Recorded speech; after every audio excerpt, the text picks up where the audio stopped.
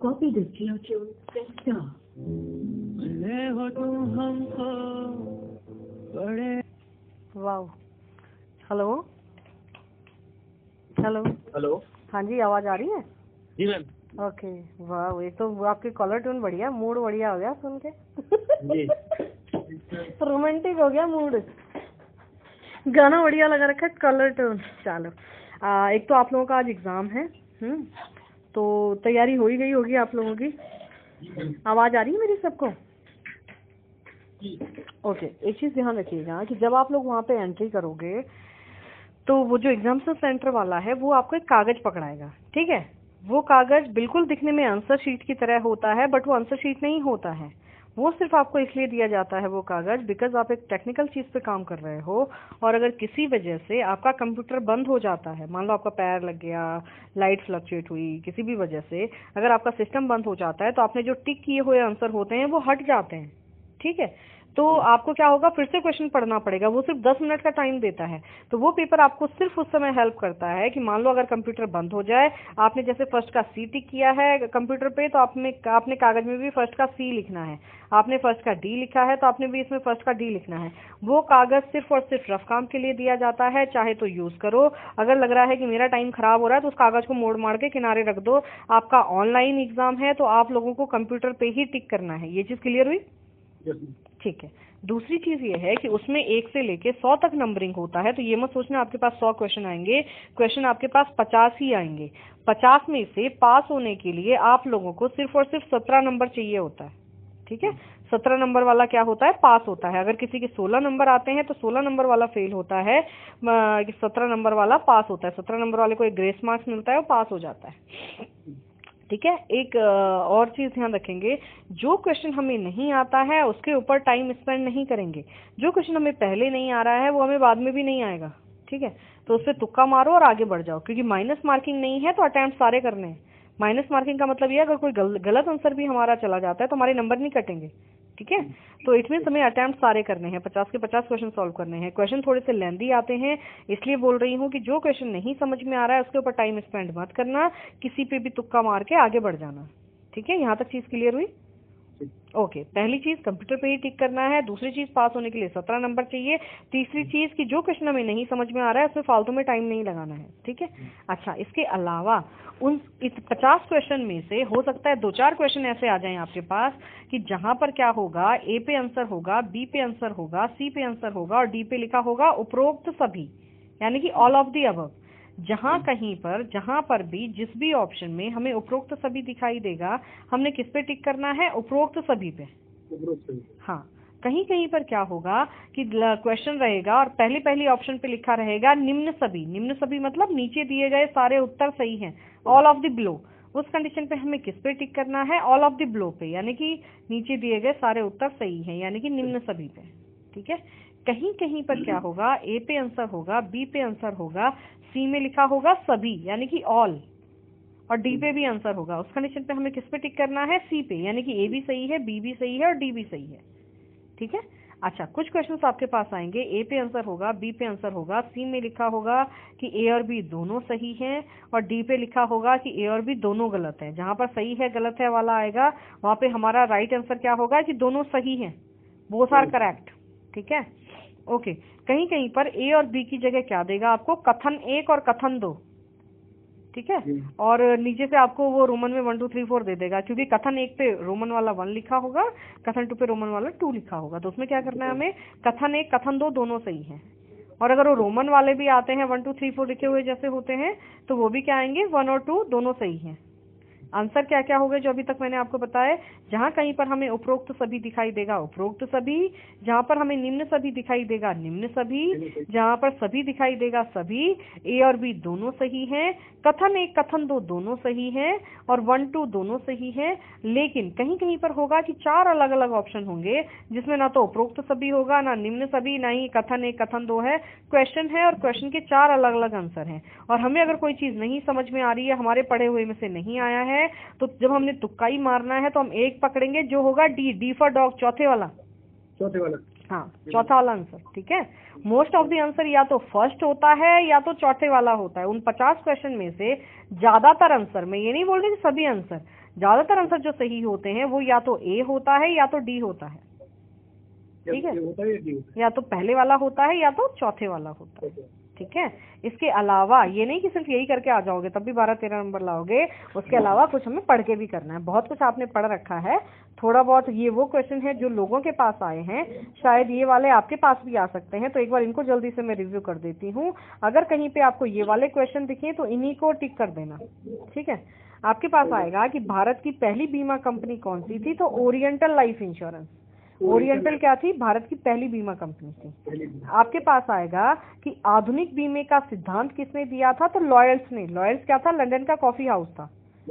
आपके पास आएगा कि राष्ट्रीयकरण के बाद कौन सी कंपनी आई थी, तो जीवन बीमा निगम राष्ट्रीयकरण के बाद आई थी। राष्ट्रीयकरण को बोलते हैं आफ्टर नेशनलाइजेशन। नेशनलाइजेशन के बाद कौन सी कंपनी आई थी, तो LIC। आपके पास जो ज्यादातर क्वेश्चन आएगा वो ये आएगा कि बीमा कंपनियों के लिए नियम निर्देश कौन बनाता है, तो IRDA, insurance regulatory and development authority, बीमा विनियामक विकास प्राधिकरण। कभी कभी IRDA भी लिखा हुआ होता है, ठीक है, IRD, हाँ हिंदी में IRDA लिखा होगा, इंग्लिश में IRDA। बीमा कंपनियों के लिए नियम निर्देश कौन बनाता है, तो IRDA। आपके पास आता है कि सन 2000 में एक एक्ट पारित किया गया था जो कि बीमा कंपनियों के लिए नियम निर्देश बनाता है, तो वो भी कौन होता है, IRDA। आपके पास आएगा बैंकों के लिए रूल रेगुलेशन कौन बनाता है, तो RBI, reserve bank of India. बैंकों के लिए कौन बनाता है, RBI। पूंजी बाजार के लिए कौन बनाता है, तो सेबी। सेब बड़ा होता है, सेबी मतलब छोटा वाला सेब, ठीक है, security exchange board of India. तो पूंजी बाजार के लिए कौन बनाता है, सेबी। बैंकों के लिए हो गया RBI और इंश्योरेंस के लिए हो गया IRDA।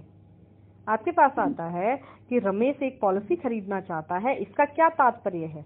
एक होगा, कभी कभी आंसर आता है कि वो बीमारी से ग्रसित है, कहीं कहीं पे लिखा होगा कि उसको कैंसर है। क्योंकि उसके जो 3 ऑप्शन होते हैं वो होता है कि वो जिम जाता है, वो फुटबॉल खेलता है, वो ऑफिस जाता है, तो इस चीजों के लिए बीमे की जरूरत नहीं होती है। बीमा क्यों खरीदना चाहता है व्यक्ति, उसको कोई गंभीर बीमारी लग गई है और वो ये सोचता है यार मेरी डेथ हो जाएगी तो मेरे घर वालों के लिए कुछ पैसे बच जाएं, तो उसने अपना बीमा करवाना चाहता है, ठीक है। आंसर क्या होगा, हाँ जी, नहीं, वो तो सिर्फ क्वेश्चन ये पूछ रहा है कि करवाना चाहता है तो किस कंडीशन में करवाएगा, कि भैया उसको कोई बीमारी लग गई है या वो उसको कैंसर है, इस वजह से वो बीमा करवाना चाहता है। एक आएगा कि सुरेश ने एक पॉलिसी खरीदी जिसमें उससे कम प्रीमियम लिया जाता है। कीवर्ड क्या याद रखोगे आप लोग, कम प्रीमियम। क्वेश्चन लंबा चौड़ा कितना भी आपको पूछ दे, कीवर्ड उसमें लिखा होगा कम प्रीमियम। अगर कोई भी व्यक्ति अपनी पॉलिसी में किसी भी वजह से अगर कम प्रीमियम देता है तो ये कौन से वाले जोखिम होते हैं, पसंदीदा, प्रेफर्ड। इंग्लिश में बोलते हैं प्रेफर्ड, हिंदी में बोलते हैं पसंदीदा जोखिम। अगर कोई भी व्यक्ति अपनी पॉलिसी में कम प्रीमियम देता है तो ये कौन से वाले जोखिम होते हैं, पसंदीदा। अगर आएगा कि मर्त्यता तालिका वाले प्रीमियम देता है तो ये कौन से वाले जोखिम होते हैं, मानक यानी कि स्टैंडर्ड। और अगर अधिक प्रीमियम देता है तो क्या होते हैं, अवमानक यानी कि सब स्टैंडर्ड। कम प्रीमियम दे रहा है तो पसंदीदा, मर्त्यता तालिका वाले दे रहा है तो मानक, और अधिक दे रहा है तो अवमानक, ठीक है। एक आपके पास आएगा कि रमेश एक M कंपनी का एजेंट है और वो अपना कोड सरेंडर करके N कंपनी में लेना चाहता है। 80% लोगों के पास ये वाला क्वेश्चन आता है। एक कंपनी से दूसरी कंपनी में अगर आप कोड स्विच करते हो तो कितने दिन का टाइम लगता है, 90 दिन का। हाँ, एक कंपनी से दूसरी कंपनी में कोड स्विच करने में कितना टाइम लगता है, तो 90 दिन का। एक आता है कि रमेश ने 25 वर्षों के लिए 50 लाख का बीमा खरीदा है और उसको उत्तर जीविता लाभ काट के मिलता है, तो वो कौन सी वाली पॉलिसी है, वो होती है आपकी money back. Money back policy में क्या होता है कि जो बीच बीच में पैसा आपको दिया जाता है वो परिपक्वता पर काट लिया जाता है, ठीक है। कभी कभी क्वेश्चन आता है, सॉरी हाँ मेरे को जुकाम और बुखार दोनों ही हो रहा है। एक आता है आपको कि क्या बोलते हैं कि किस व्यक्ति को अपनी पॉलिसी में जीवित रहने तक प्रीमियम देना पड़ता है, तो वो है आजीवन बीमा, whole life policy. Whole life policy में क्या होगा, व्यक्ति को जब तक वो जिंदा रहेगा उसको अपना प्रीमियम पे करना पड़ेगा, ठीक है। एक आपके पास आता है कि वह कौन सी पॉलिसी है जिसमें परिपक्वता लाभ शून्य होता है, यानी कि मैच्योरिटी वैल्यू होती ही नहीं है, तो वो होता है टर्म इंश्योरेंस, अवधि बीमा।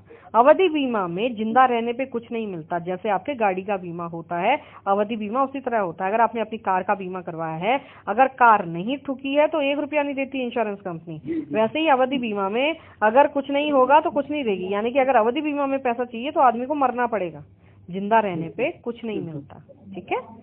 अच्छा, एक आपका आता है कि रमेश एक एजेंट है जो कि ग्राहक से प्रीमियम एकत्रित करता है अपना कमीशन काटे बिना। इसको ये कितने समय में जमा करवाना है? तो 24 घंटे में। आप किसी से प्रीमियम इकट्ठा करो या किसी का प्रस्ताव पत्र भरो, आपको ये कितने समय में जमा करवाना है? तो विदिन 24 आवर्स, 24 घंटे में। क्यों? क्योंकि हम दूसरे का रिस्क लेने जा रहे हैं। अगर किसी भी वजह से उस आदमी को कुछ हो जाता है तो उसके घर वाले हमारा गला पकड़ लेंगे कि भैया मेरे आदमी ने तो बीमा करवाया था। तो चाहे किसी से प्रीमियम कलेक्ट करो, चाहे किसी का प्रस्ताव पत्र भरो, भैया कितने घंटे में जमा करवाना है? 24 घंटे। एक आपके पास आएगा एमआरआई के ऊपर। एमआरआई क्या होता है? Mortgage redemption insurance. हिंदी में भी यही लिखा रहेगा, मॉर्गेज रिडम्पशन इंश्योरेंस, ठीक है।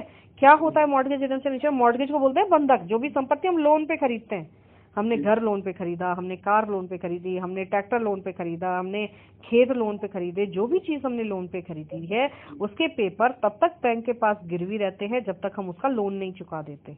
और अगर लोन चुकाने से पहले आदमी मर जाता है तो या तो उसके घर वालों को पे करना पड़ता है, और अगर घर वाले भी पे नहीं कर पाते हैं तो बैंक उसकी नीलामी करा देता है।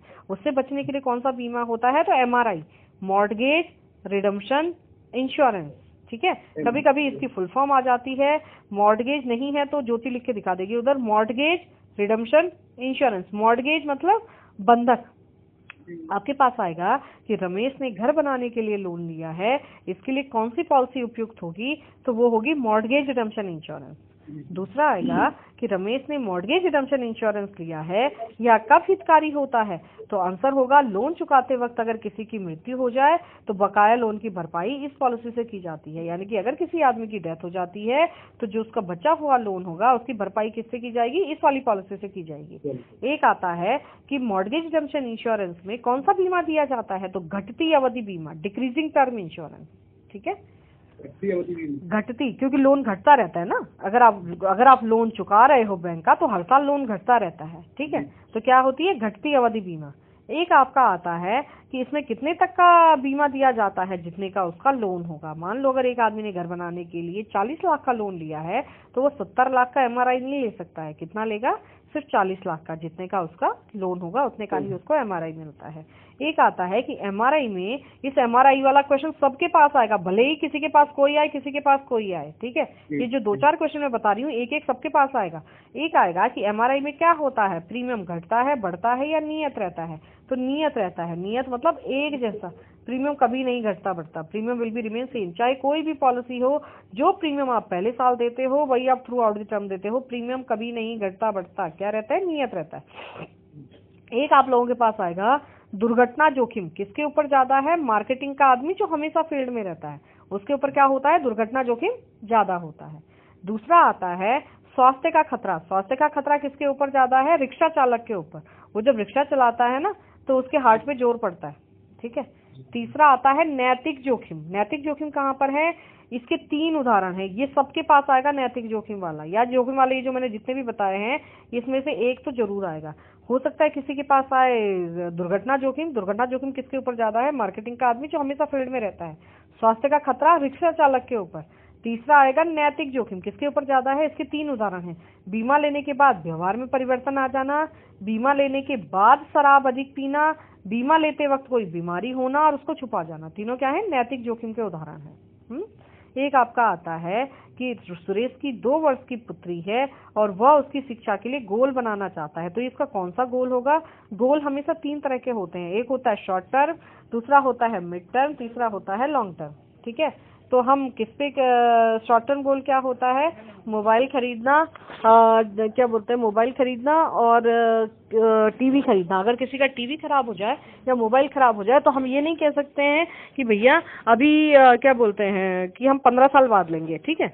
बेटी को पढ़ाना, बेटी अगर उसकी 2 साल की है, उसको बेटी को पढ़ाने के लिए पैसा कब चाहिए? 17 साल बाद, नहीं भी 15 साल बाद, जब वो 17 साल की हो जाएगी, है ना।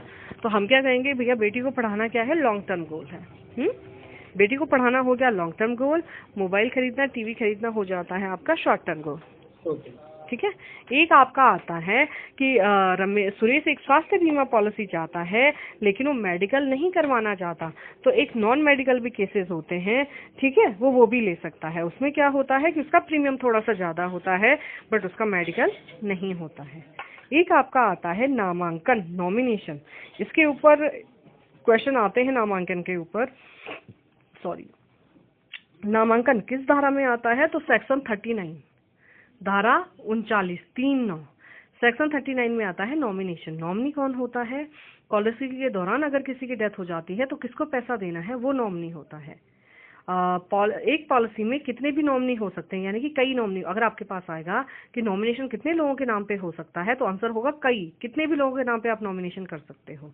तीसरा आएगा आपके पास कि क्या माइनर यानी कि नाबालिग के नाम पे नॉमिनेशन हो सकता है, तो हाँ हो सकता है। अगर माइनर होता है नॉमिनी तब भी नॉमिनेशन हो जाता है, लेकिन जहां पर माइनर होता है नॉमिनी यानी कि नाबालिग होता है, वहां पे अपॉइंटी रखा जाता है। यानी कि दादाजी अगर पोते के नाम पे नामांकन करना चाहते हैं तो कर सकते हैं, लेकिन या तो उन्हें दादी को अपॉइंटी बनाना पड़ेगा या बच्चे की माँ या पिता को, क्योंकि जो बालिग हैं, ठीक है, क्योंकि बच्चा कॉन्ट्रैक्ट की शर्तों में नहीं आ सकता है। लेकिन नॉमिनी पैसे का मालिक नहीं होता है, और घर वाले चाहे तो उसके ऊपर क्लेम कर सकते हैं, ठीक है। ये एक गलत बात है कि नॉमिनी पैसे, आपके पास आएगा कि नामांकन के लिए क्या चीज सही नहीं है कि नॉमिनी पैसे का मालिक होता है। नॉमिनी सिर्फ वैलिड डिस्चार्ज देता है कंपनी को, और घर वाले चाहे तो कोर्ट में जा सकते हैं कि भैया हमें भी इस पॉलिसी में से हिस्सा चाहिए, ठीक है।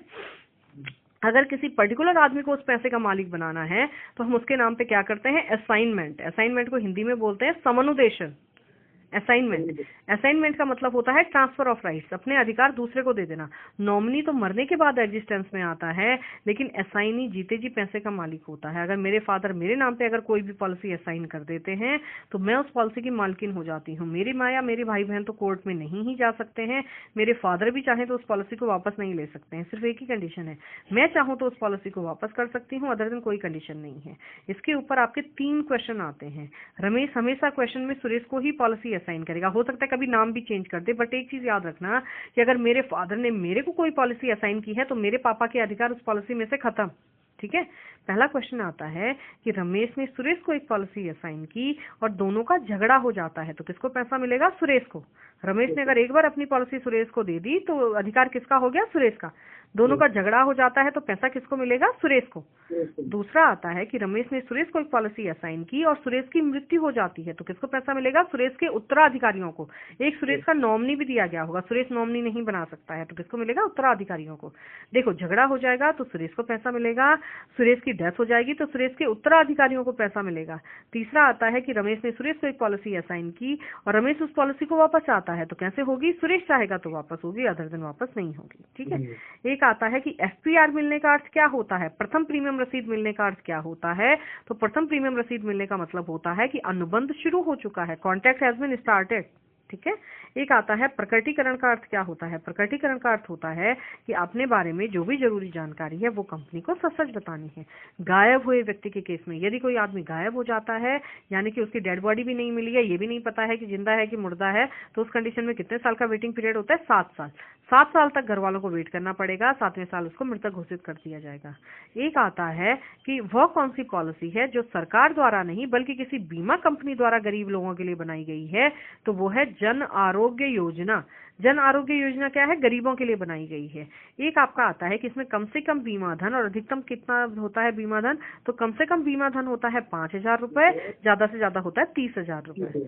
आपके पास आता है कभी कभी कि 7 लोगों के लिए इसमें कितना प्रीमियम जाएगा? तो 730 रुपए ईयरली, 730 रुपए सालाना जाता है 7 लोगों, क्योंकि गरीब लोगों के लिए बनाई गई है ना, तो इसका प्रीमियम भी कितना है? 730 रुपए।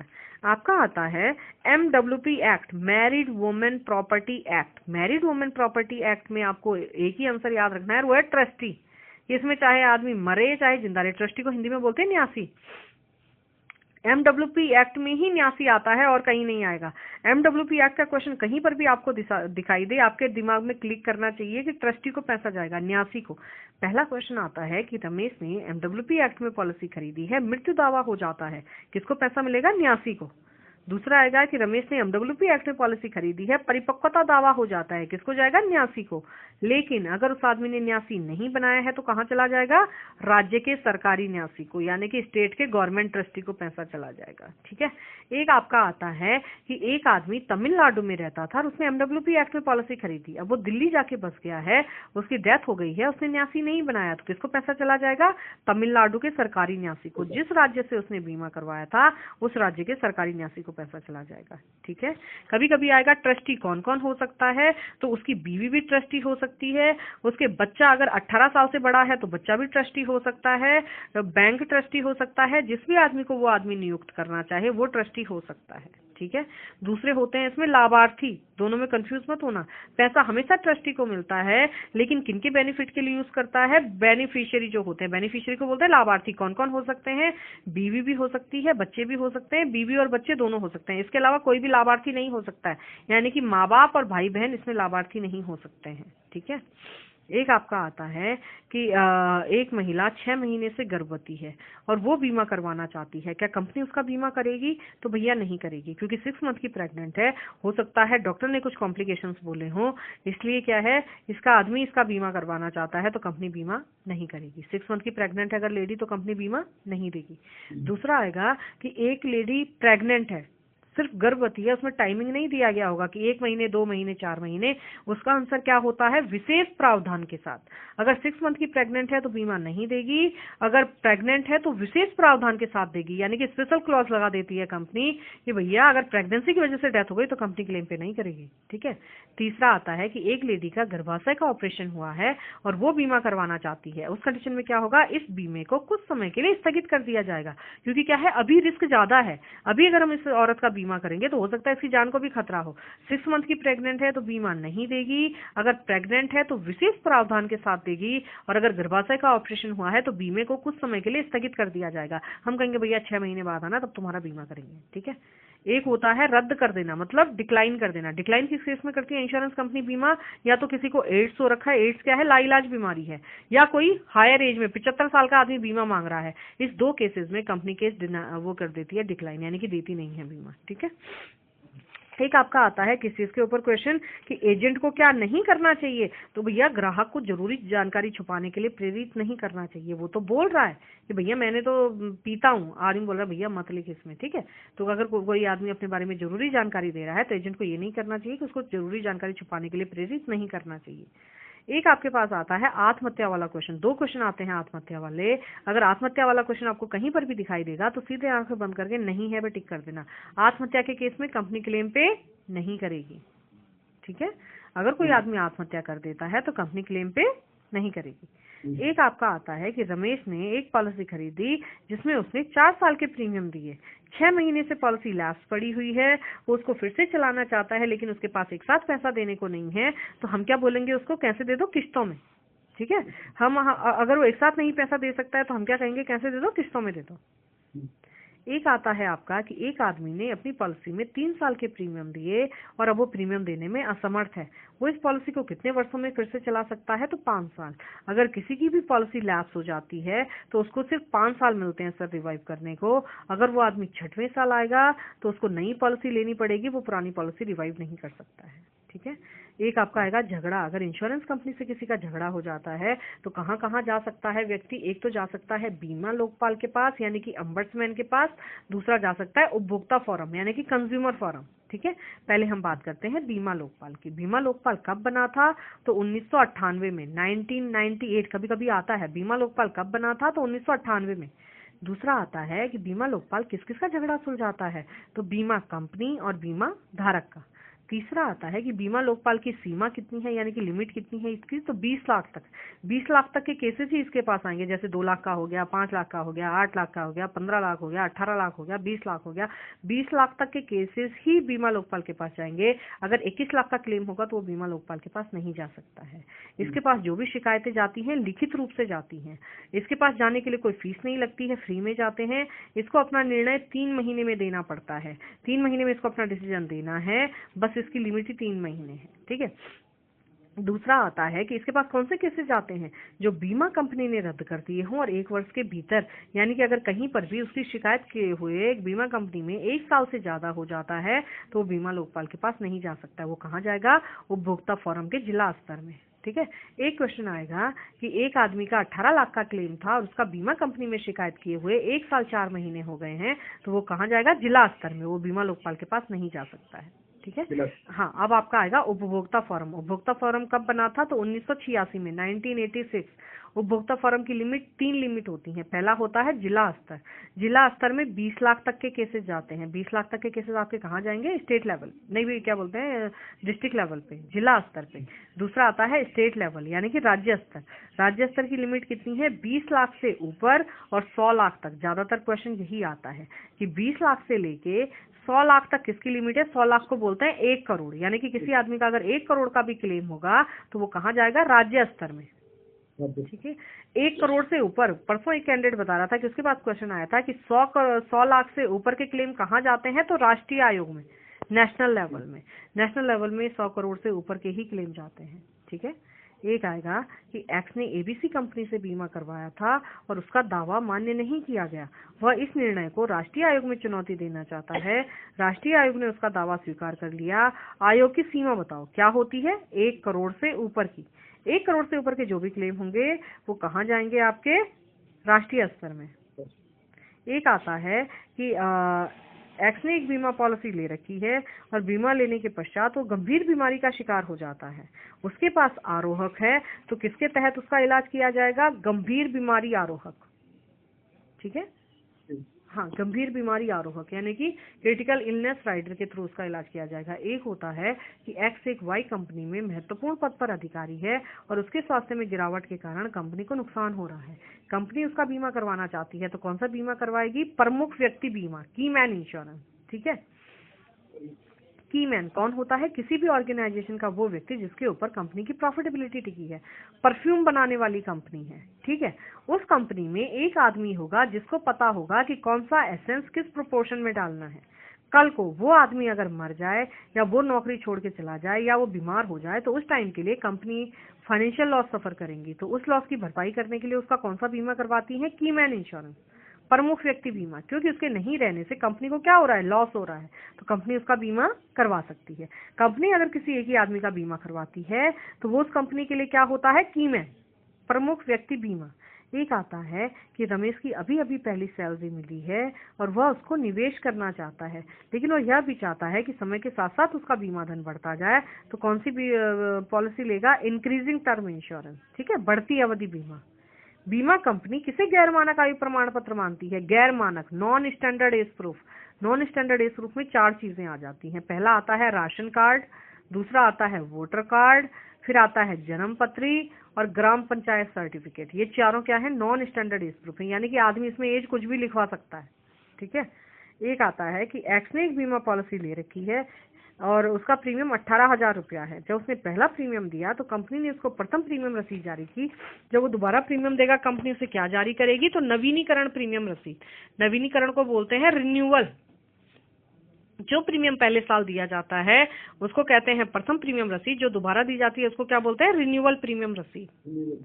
एक आता है अतिरिक्त प्रपत्र मांगने और दावा भुगतान के समय में कितने दिन का टाइम लगता है? तो 15 और 30, यानी कि अगर कोई एक्स्ट्रा डॉक्यूमेंट कंपनी मांगती है क्लेम में तो 15 दिन के भीतर मांगेगी और जिस दिन उसके पास सारे डॉक्यूमेंट आएंगे कंपनी को 30 दिन में क्लेम सेटल करना है। क्लेम क्या है? कभी कभी क्वेश्चन आता है, डिमांड है, मांग है। कहते हैं claim is the demand on the insurer to fulfilling the insurer obligation. किसके दायित्वों की पूर्ति करता है? इंश्योरेंस कंपनी की। तो दावा क्या है? मांग है। ठीक है, एक आता है आपके पास कि देखो दावे 2 तरह के होते हैं। एक होता है परिपक्वता दावा, दूसरा होता है मृत्यु दावा, यानी कि मैच्योरिटी क्लेम और डेथ क्लेम। डेथ क्लेम क्या होता है? 2 तरह का होता है। एक होता है अर्ली, दूसरा होता है नॉन अर्ली। अर्ली मतलब शीघ्र मृत्यु दावा, जो विद इन 3 ईयर्स हो जाते हैं। जो क्लेम बीमा लेने के विद इन 3 ईयर्स हो जाते हैं उनको बोलते हैं अर्ली क्लेम, यानी कि आदमी जल्दी मर गया। ठीक है, उस कंडीशन में क्या होता है? इंश्योरेंस कंपनियां इन्वेस्टिगेशन करवाती हैं, जांच पड़ताल करवाती हैं। तो जांच पड़ताल का समय कितना है? कभी कभी आप लोगों के पास क्वेश्चन आता है कि मृत्यु दावा में जांच पड़ताल का टाइम कितना होगा? तो 6 महीने। ये नहीं कि 2 साल तक जांच पड़ताल ही चल रही है। 6 महीने में इंश्योरेंस कंपनी को अपनी जांच पड़ताल खत्म करनी है, या तो 6 महीने देगा या 180 दिन। ठीक है, जांच पड़ताल का टाइम क्या है? 6 महीने या 180 दिन। अगर 6 महीने में इंश्योरेंस कंपनी जांच पड़ताल करके ये साबित कर पाती है कि इस आदमी ने झूठ बोला था तो कंपनी क्लेम पे नहीं करती है। लेकिन अगर साबित नहीं कर पाती है तो फ्रॉडुलेंट क्लेम भी पे करने पड़ते हैं। ठीक है, एक आपके पास आएगा कि अगर किसी की डेथ एक्सीडेंट से हो जाएगी तो कौन कौन सी रिपोर्ट कंपलसरी है? तो FIR की कॉपी और पोस्टमार्टम रिपोर्ट। ये दोनों चीजें एक्सीडेंट के केस में कंपलसरी होंगी, ठीक है। एक आपका आएगा कि बोनस किस मुद्रा में देती है कंपनी, तो INR, इंडियन नेशनल रुपी। आपके पास आएगा कि एक्स की ईयरली इनकम, यानी कि एक आदमी है जिसकी ईयरली इनकम वार्षिक आय 5 लाख रुपया है और उसने 15 लाख का बीमा करवाया है। अगर उसकी डेथ हो जाएगी तो कितना देगी कंपनी, 15 लाख, जितने का उसका बीमा होगा उतना। एक आपका आता है कि एक आदमी का बीमा धन 2.5 लाख रुपए है और उसने 1.5 लाख का लोन लिया। इस क्वेश्चन को ध्यान से सुनिएगा, 2-3 लोगों के पास आएगा कि एक आदमी का 2.5 लाख रुपए बीमा धन है और उसने 1.5 लाख का लोन लिया है। अगर उसकी डेथ हो जाएगी तो कितना देगी कंपनी, 1 लाख। जो उसका लोन लिया हुआ है वो क्या कर लेगी कंपनी, क्या बोलते हैं उसको, काट लेगी। एक आपका आता है किस चीज के ऊपर क्वेश्चन, चीनी व्यापारी क्यों अपना सामान अलग अलग नावों में रख देते थे। चीनी व्यापारी, चीनी मतलब चीनी की बोरियां नहीं, चीनी मतलब चाइनीज, ठीक है। क्यों अपना सामान अलग अलग उसमें रख देते थे, एक चीज हानि की संभावना को कम करने के लिए। आप लोग जब सफर में जाते हो तो आपके घर के बड़े बुजुर्ग आपको बोलते होंगे कि पैसा एक साथ मत रखो, क्यों कि अगर जेब कट गई तो घर आने के लाले पड़ जाने हैं, है ना। क्या बोलते हैं हमें, कुछ पैसा कहीं रख दो, कुछ पैसा कहीं रख दो, कुछ पैसा कहीं रख दो। उसी तरह से ये भी है कि हानि की संभावना को कम करने के लिए वो अपना सामान क्या करते थे, अलग अलग नावों में रख देते थे ताकि हानि की संभावना कम हो। क्योंकि अगर एक ही नाव में सामान रख दिया और वही डूब गई तो सबका सामान डूब गया, ठीक है। हानि की संभावना को कम करने के लिए कभी कभी ये वाला क्वेश्चन भी आ जाता है। एक आपका आएगा मनी लॉन्ड्रिंग के ऊपर। मनी लॉन्ड्रिंग क्या होता है, अवैध धन को अर्थव्यवस्था में लाने की प्रक्रिया है जिसमें इसके अवैध मूल को छुपाया जाता है। एक चीज याद रखिएगा कि मनी लॉन्ड्रिंग क्या होता है, लॉन्ड्री में गंदे कपड़े धुलते हैं, ब्लैक मनी को व्हाइट में कन्वर्ट करना मनी लॉन्ड्रिंग कहलाता है। मनी लॉन्ड्रिंग में एक क्वेश्चन आएगा जिसके 2 रिक्त स्थान होंगे, दोनों रिक्त स्थान पे क्या आएगा, अवैध। अवैध मनी लॉन्ड्रिंग अवैध धन को अर्थव्यवस्था में लाने की प्रक्रिया है जिसमें इसके अवैध मूल को छुपाया जाता है। तो क्या होगा, अवैध अवैध, इलीगल इलीगल।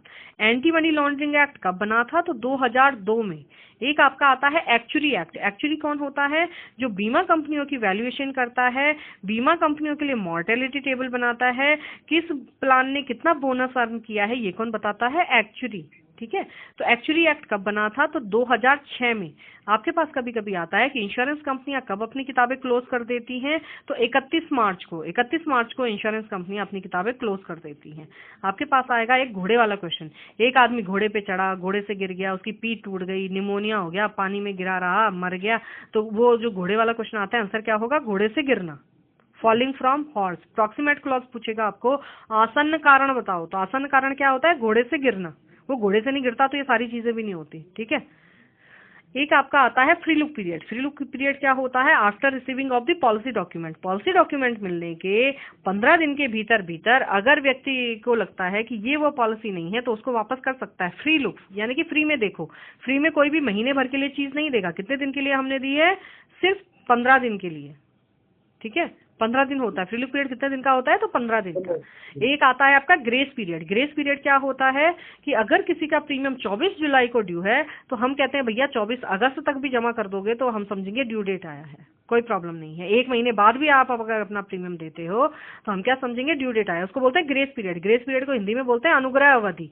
अगर अनुग्रह अवधि के दौरान किसी की डेथ हो जाती है, यानी कि एक आदमी ने 24 जुलाई को प्रीमियम देना था और उसने प्रीमियम नहीं दिया, अगर वो क्या बोलते हैं 30 जुलाई को मर जाता है तो क्या कंपनी क्लेम देगी, हाँ कंपनी क्लेम देगी, लेकिन माइनस अनपेड प्रीमियम। जो प्रीमियम उसने पे नहीं किया है वो काट लेगी इंश्योरेंस कंपनी। आपके पास आता है कि पॉलिसी कब लैप्स करती है, जब कोई आदमी ग्रेस पीरियड यानी अनुग्रह अवधि में भी अपना प्रीमियम नहीं देता है। अब अगर वो 24 अगस्त तक भी अपना प्रीमियम नहीं देगा तो 24 अगस्त के बाद पॉलिसी लैप्स हो जाती है, ठीक है। एक आपके पास आएगा किस चीज के ऊपर क्वेश्चन, एजेंट। जहाँ पे 5000 से कम जनसंख्या है तो 10वीं पास एजेंट भी चल जाएगा। जहाँ पे 5000 से ज्यादा जनसंख्या है या शहरी क्षेत्र है तो 12वीं पास कम से कम एजेंट चाहिए। पीएचडी किया हुआ हो सकता है लेकिन कम से कम पूछ रहे हैं तो 12वीं पास एजेंट चाहिए, ठीक है। एक आपके पास आता है कि लाइसेंस लेने के लिए आपकी कितने घंटे की ट्रेनिंग कंपलसरी होती है, तो 50 घंटे की ट्रेनिंग आपकी कंपलसरी होती है। एक आता है कि एक एजेंट एक जीवन बीमा, एक स्वास्थ्य बीमा और एक साधारण बीमा की एजेंसी रखना चाहता है, यानी कि एक लाइफ इंश्योरेंस, एक हेल्थ इंश्योरेंस, एक जनरल इंश्योरेंस की एजेंसी रखना चाहता है, तो इसको कौन सा लाइसेंस दिया जाता है, समग्र कंपोजिट, ठीक है। क्या दिया जाता है, कंपोजिट लाइसेंस। एक आपके पास आता है कि एजेंट किसका प्रतिनिधित्व करता है, तो बीमा कंपनी का। दूसरा आता है ब्रोकर। ब्रोकर कौन होता है, जो ग्राहक के लिए काम करता है, वो किसी भी कंपनी को बीमा दे देता है, बदले में क्या लेता है, कमीशन लेता है, वो होता है ब्रोकर। तीसरा होता है बैंक का इंश्योरेंस। बैंक के भी इंश्योरेंस कंपनीज के साथ टाई अप होते हैं और उस कंपनी को अपना बीमा देते हैं, जैसे एसबीआई का है एसबीआई लाइफ के साथ, मेट लाइफ का है पीएनबी के साथ, इंडिया फर्स्ट का है बैंक ऑफ बड़ौदा के साथ। हर कंपनियों का किसी न किसी बैंक के साथ टाई अप होता है, वो अपने ग्राहक को उस कंपनी का बीमा बेचते हैं और बदले में कमीशन लेते हैं। एजेंट हो गया, ब्रोकर हो गया, बैंक का इंश्योरेंस हो गया, तीनों मीडिएटर हैं जो इंश्योरेंस कंपनी को बीमा देते हैं और बदले में कमीशन लेते हैं। इसके अलावा एक आ जाता है जिसको बोलते हैं डायरेक्ट मार्केटिंग, प्रत्यक्ष विपणन, जहां पर बीच में मीडिएटर नहीं होता है, जैसे एडवर्टाइजमेंट के थ्रू, इंटरनेट के थ्रू, ईमेल के थ्रू, टेली मार्केटिंग। उन्होंने लड़कियां बिठा दी हैं, वो कॉलिंग करती हैं कस्टमर को कि भैया हमारे पास बहुत बढ़िया बीमा आया है, ले लो। तो telemarketing is direct marketing, प्रत्यक्ष विपणन है जहां पे बीच में मीडिएटर नहीं है। एक आपका आता है टेंजिबल इनटेंजिबल, जिन चीजों को हम छू सकते हैं, जैसे कॉपी हो गई, पेन हो गया, चॉकलेट हो गया, जीन्स हो गया, कार हो गया, इनको क्या बोलते हैं हम, टेंजिबल प्रोडक्ट, यानी कि प्रत्यक्ष विपणन। नहीं भाई सॉरी, टेंजिबल को बोलते हैं मूर्त। मूर्त मतलब जिनको हम छू सकते हैं, ठीक है। मूर्त वस्तुएं कौन होती हैं, जिनको हम छू सकते हैं, टेंजिबल प्रोडक्ट। कुछ ऐसे प्रोडक्ट होते हैं जिनको हम छू नहीं सकते, हम खरीदते तो हैं बट छू नहीं सकते, जैसे एफडी हो गया, शेयर्स हो गया, म्यूचुअल फंड हो गया, क्या बोलते हैं, इंश्योरेंस हो गया। तो इंश्योरेंस क्या है, इनटेंजिबल प्रोडक्ट है, अमूर्त वस्तु है, ठीक है। एक आपका आ जाता है किस चीज के ऊपर क्वेश्चन, अब हम बात करते हैं स्वास्थ्य बीमा की। स्वास्थ्य बीमा के ऊपर आपके ऊपर क्वेश्चन आता है। स्वास्थ्य बीमा, मैंने आप लोगों का ज्यादा टाइम ले लिया क्या? अच्छा, एक आता है आपका स्वास्थ्य बीमा। स्वास्थ्य बीमा में क्या देखी जाती है, रुग्णता, रोग लगने के कितने चांसेस हैं, ठीक है। एक चीज याद रखिएगा कि स्वास्थ्य बीमा में देखी जाती है, नहीं जीवन बीमा में देखी जाती है मर्त्यता, मरने के कितने चांसेस हैं। स्वास्थ्य बीमा में क्या देखी जाती है, रुग्णता, रोग लगने के कितने चांसेस हैं। स्वास्थ्य बीमा में न तो मरने पे पैसा देती है कंपनी, ना ही जिंदा रहने पे, ओनली ऑन हॉस्पिटलाइजेशन। यानी कि मैंने अगर स्वास्थ्य बीमा लिया और मेरे को हार्ट अटैक आ गया और मैं मर गई, तो इंश्योरेंस कंपनी एक भी रुपया नहीं देगी, क्योंकि खर्चा कुछ नहीं हुआ। हाँ, अगर मेरे को हार्ट अटैक आता है और मैं हॉस्पिटल में भर्ती हो जाती हूँ और उसका जो खर्चा आएगा वो कंपनी दे देगी, ठीक है। इसीलिए क्योंकि अब हॉस्पिटल महंगे हो गए हैं, इलाज महंगा हो गया है, तो सबसे पहली फैसिलिटी क्या निकाली स्वास्थ्य बीमा ने, कैशलेस। कैशलेस को क्या बोलते हैं, नगद रहित, यानी कि पैसा लेके नहीं जाना है। क्योंकि जब भी हमारे घर में कोई बीमार पड़ता है, हम पहले एटीएम जेब में रखते हैं, फिर आदमी को गाड़ी में रखते हैं कि भैया पैसे की जरूरत पड़ेगी। तो पहली फैसिलिटी क्या निकाली, कैशलेस, कैश लेके नहीं जाना है। कैशलेस फैसिलिटी क्या होती है कि अगर किसी आदमी ने कैशलेस फैसिलिटी ले रखी है तो उसके नेटवर्किंग हॉस्पिटल दिए जाते हैं। आगरा के 8-10 हॉस्पिटल दे देगा, कहेगा भैया यहाँ यहाँ यहाँ जहाँ आप इलाज करा के वापस आ जाओगे, कंपनी आप पे बिल की पेमेंट करेगी। तो कंपनी खुद नहीं जाती है, उसने क्या अपॉइंट किए हुए हैं, टीपीए। कभी कभी टीपीए की फुल फॉर्म आ जाती है, तो वो होती है तृतीय पक्ष व्यवस्थापक, थर्ड पार्टी एडमिनिस्ट्रेटर, ठीक है। तृतीय पक्ष व्यवस्था कभी कभी आता है कि टीपीए किस किस के बीच का तालमेल बिठाता है, तो हॉस्पिटल और बीमा कंपनी। टीपीए के लिए रूल रेगुलेशन यानी कि नियम कानून कौन बनाता है, तो आईआरडीए। टीपीए को मुआवजा कौन देती है, तो बीमा कंपनियां, ठीक है। इसका रोल क्या है कि अगर कोई आदमी हॉस्पिटलाइज्ड हो जाता है और उसके बाद अगर क्लेम आता है तो तब टीपीए का रोल आता है। यानी कि मैं अगर बीमार नहीं पड़ी तो टीपीए नहीं आएगा, उसका पहले मेरा बीमार होना जरूरी है, उसके बाद हॉस्पिटलाइज्ड होना जरूरी है, ठीक है।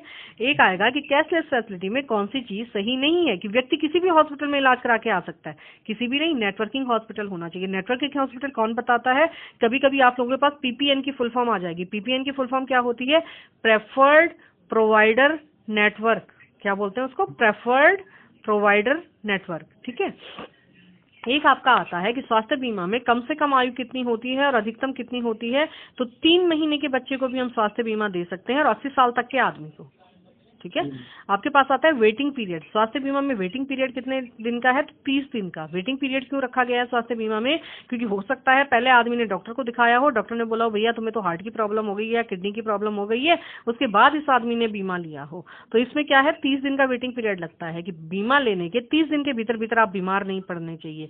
अगर बीमार पड़ जाते हैं तो इंश्योरेंस कंपनी क्लेम नहीं देती है, ठीक है। तो 30 दिन का क्या है, वेटिंग पीरियड है। आपके पास आता है कि वो कौन से मरीज हैं जो अस्पताल में भर्ती होकर इलाज कराते हैं, तो भैया अंतरंग रोगी, जिनको बोलते हैं इन पेशेंट। इन पेशेंट जो होते हैं वो अस्पताल में भर्ती होकर इलाज कराते हैं।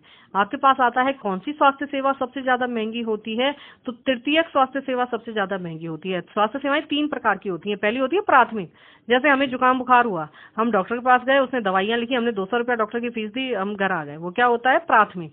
दूसरा होता है सेकेंडरी, वो बोलता है भैया आपका बुखार बिगड़ गया है, टाइफाइड हो गया, हॉस्पिटल में एडमिट करना पड़ेगा, तो वो क्या होता है द्वितीयक, उसमें खर्चा थोड़ा ज्यादा होता है। तीसरा होता है तृतीयक, वो बोलता है भैया इसको एम्स में ले जाना पड़ेगा, यहाँ नहीं होगा इसका इलाज, तो एम्स में जाना मतलब क्या है, तृतीयक स्वास्थ्य सेवा। तो सबसे ज्यादा महंगी कौन सी होती है, तृतीयक, ट्रेसरी स्वास्थ्य सेवा क्या होती है, सबसे ज्यादा महंगी होती है। आपके पास आएगा कि हॉस्पिटलाइजेशन के कितने दिन पहले और कितने दिन बाद तक का खर्चा कंपनी देती है, तो 30 दिन पहले और 60 दिन बाद तक का खर्चा कंपनी बेयर करती है। ठीक है, हॉस्पिटल से डिस्चार्ज होने के कितने दिन के भीतर भीतर आदमी को अपना बिल सबमिट करना है, तो 15 दिन, 15 दिन के भीतर भीतर कंपनी को अपना बिल सबमिट करना है, कंपनी में अपना बिल सबमिट करना है। आपके पास आएगा कि एक आदमी ने एक जीवन बीमा और स्वास्थ्य बीमा का अगर किसी का भी प्रस्ताव पत्र भरता है, प्रपोजल फॉर्म भरता है, तो बीमा कंपनी को कितने दिनों में अपना निर्णय देना है, तो 15 दिन में। ये नहीं कि 2 महीने तक फॉर्म पड़ा हुआ है, पता नहीं भाई सोचेंगे देंगे कि नहीं देंगे, है ना, 15 महीने में अपना निर्णय देना है। एक आपका आता है किस चीज के ऊपर क्वेश्चन कि जहाँ पे 10,000 से कम जनसंख्या है वहाँ पे हॉस्पिटल में कम से कम कितने बेड होने चाहिए, तो 10। जहाँ पे 10,000 से ज्यादा जनसंख्या है तो वहाँ पे कम से कम 15 बेड होने जरूरी है। ठीक है, एक आपका आता है कि गवर्नमेंट हॉस्पिटल की हम लोग बात कर रहे हैं, 10,000 से कम जनसंख्या में 10 बेड होने जरूरी है, 10,000 से ज्यादा जनसंख्या में कम से कम 15 बेड होने जरूरी है। एक आपका आता है कि अगर कोई आदमी नहीं भी गवर्नमेंट हॉस्पिटल में कितने कौन कौन से डॉक्टर होने जरूरी है, तो एक सर्जन, एक फिजिशियन और एक गायनोकोलॉजिस्ट, जो लेडी डॉक्टर होती है, इनका होना क्या है, कंपलसरी है। कभी कभी आपका आता है कि स्वास्थ्य सेवा में कौन कौन से लोग आ जाते हैं, तो एक तो आंगनबाड़ी कार्यकर्ता, आपने देखा होगा आंगनबाड़ी की जो लेडीज होती हैं वो भी हमारी स्वास्थ्य सेवा में आती हैं। दूसरा प्रशिक्षित नर्सें भी उसमें आती हैं। एक आशा होती है, आशा होती है ना, आशा बोलते हैं उनको, वो भी क्या आती है, हमारे स्वास्थ्य सेवा के अंतर्गत आती हैं। कभी कभी ये तीनों आ जाएंगे, नीचे लिखा होगा उपरोक्त सभी, तो हमें किसमें करना है, उपरोक्त सभी पे, कि ये तीनों चीजें क्या है, स्वास्थ्य सेवा के अंतर्गत आती हैं। एक आपका आता है कि क्या बोलते हैं कि एक घर में 2 भाई रहते थे, एक का स्वास्थ्य बीमा था, दूसरे का स्वास्थ्य बीमा नहीं था, उसने अपनी जगह पे अपने भाई को भर्ती करवा दिया है, तो ये कौन सी धोखाधड़ी कहलाती है, प्रतिरूपण। अपनी जगह पे अपने भाई को भर्ती करवाना कौन सी धोखाधड़ी है, प्रतिरूपण। इम्पर्सोनेशन इंग्लिश में बोलते हैं, इम्पर्सोनेशन हिंदी में बोलते हैं प्रतिरूपण। एक आपका आएगा कि जिसके ऊपर क्वेश्चन कि स्वास्थ्य बीमा नहीं, हॉस्पिटल में सबसे महत्वपूर्ण दस्तावेज कौन सा है, तो केस सीट जो होती है वो सबसे महत्वपूर्ण दस्तावेज होती है। ठीक है, केस सीट क्या होती है, मरीज के सिरहाने जो तख्ती टकी हुई होती है, मरीज का नाम क्या है, कौन सी बीमारी है, किस चीज का इलाज चल रहा है, कौन कौन सी दवाइयां दी जा रही है, क्योंकि नर्स और डॉक्टर चेंज होते रहते हैं। अगर एक ही इंजेक्शन उस पर 2 बार लग गया तो मर जाएगा बेचारा, है ना, तो केस सीट सबसे ज्यादा महत्वपूर्ण होती है। एक आपका आता है, आपने देखा होगा हॉस्पिटल के बाहर ट्रॉमा सेंटर लिखा रहता है। ट्रॉमा सेंटर किस चीज के लिए यूज होता है, गंभीर बीमारियों के लिए, जो भी गंभीर बीमारी होती है भैया उसका इलाज क्या होगा, यहाँ पे होगा, किडनी हो गई, हार्ट हो गया, अगर जल भी जाता है आदमी, कोई एक्सीडेंट हो गया है मेजर, तो वो सारी इलाज क्या होते हैं, ट्रॉमा सेंटर में होते हैं। ठीक है, एक आपका आता है किस चीज के ऊपर क्वेश्चन, हाँ, एक आता है डे केयर ट्रीटमेंट। हमारी मेडिकल फैसिलिटीज बढ़ गई हैं, अब कई बीमारियों में हमें 24 घंटे से कम हॉस्पिटल में रहना पड़ता है, लेकिन वहां पर भी कंपनियां पैसा देती हैं। जैसे मोतियाबिंद का ऑपरेशन हो गया, कैटरेक्ट का ऑपरेशन होता है, तो 24 घंटे से कम आदमी हॉस्पिटल में रहता है, 2-3 घंटे में हॉस्पिटल वाले डिस्चार्ज कर देते हैं। ठीक है, एक आपका आता है लिथोट्रिप्सी क्या होता है, लेजर से पथरी गलाते हैं। इनिशियल स्टेज में जब किसी की पथरी होती है तो लेजर से ही गल जाती है। ठीक है, उसको बोलते हैं लिथोट्रिप्सी, उसमें भी 24 घंटे से कम आदमी हॉस्पिटल में रहता है। एक आपका आता है क्या बोलते हैं, कीमियोथेरेपी, कैंसर हो जाता है किसी को, कीमियोथेरेपी करवाते हैं तो वो भी 24 घंटे से कम हॉस्पिटल में रहता है।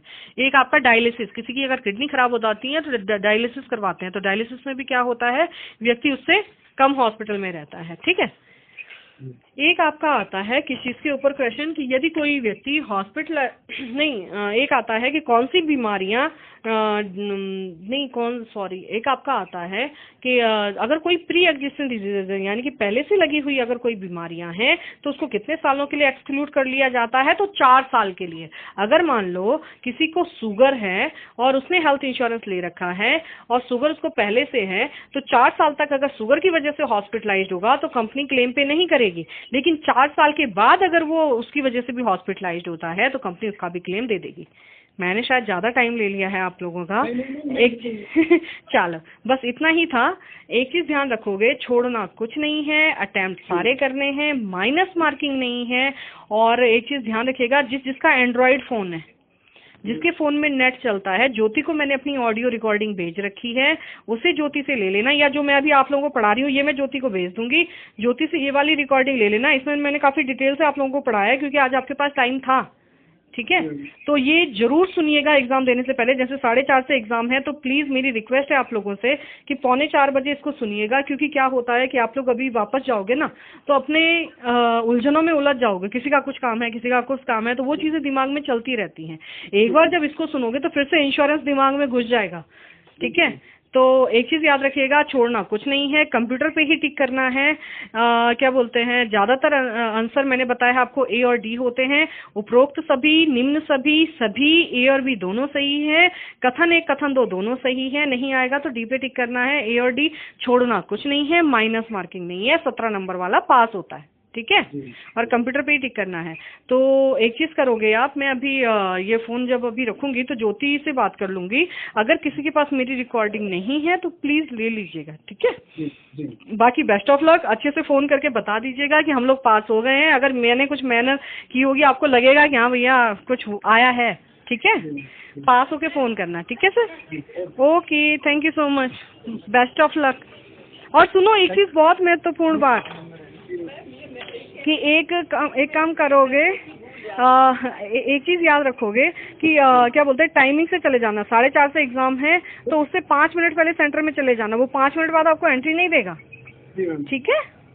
चलो okay, best of luck, bye.